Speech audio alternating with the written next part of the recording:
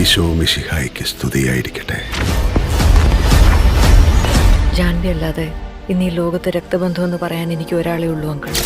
പണ്ട് എപ്പോഴോ കേരള രാഷ്ട്രീയത്തിൽ വെറും ഒരു MLA മാത്രമായിരുന്ന ഒരാൾ. അയാളെ എന്തിനാണ് സാർ ഇങ്ങനെ പേടിക്കുന്നത്? നമ്മൾ അറിയാത്തതെന്തോ Stephen നെടുമ്പള്ളിയുടെ കഥയിലുണ്ട്.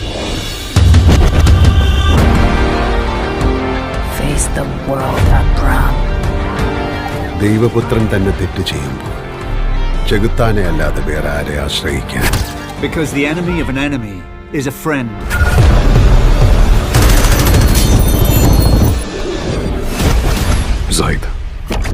Zaid Masood. We have to end this war.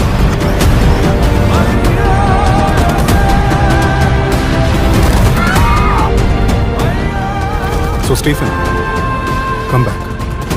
Save your land.